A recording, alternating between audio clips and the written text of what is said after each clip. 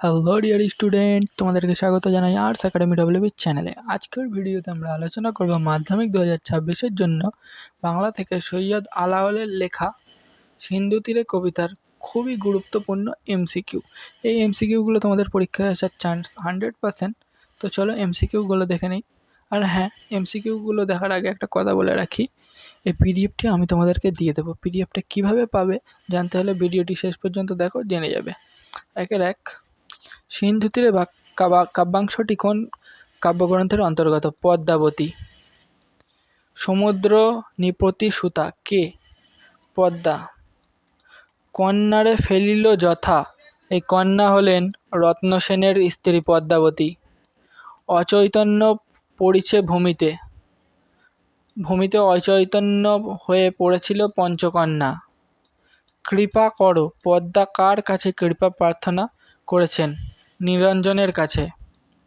অনুমান করে নিজ চিতে, কে অনুমান করে? পদ্মা। সখী সবে আজ্ঞা দিল, সখীদের কে আজ্ঞা দিয়েছিল? পদ্মা। অতি মনোহর দেশ নাহি তথা দুঃখ ক্লেশ, যে দেশের কথা বলা হয়েছে সমুদ্রকন্যা পদ্মার অধিষ্ঠান ভূমি। কন্যারে ফেলিল যথা, কন্যার নাম কি? পদ্মাবতী। চেতনাতীত কন্যাকে দেখে পদ্মার মনে কিসের উদয় হয়েছিল? স্নেহ উদয় হয়েছিল। ভাঙিল প্রবল বাউ, বাউ শব্দের অর্থ হলো বাতাস। অগ্নি জালি ছেঁকে গাও, কেহ শিরে কেহ পাও, চেতনা ফিরে পেয়েছে পঞ্চকন্যা। হীন আলাওল সুরচন কাব্যের মধ্যে কবির আত্মপরিচয় দানের এই রীতিকে বলে ভণিতা। প্রত্যুষ শব্দের অর্থ ভোর।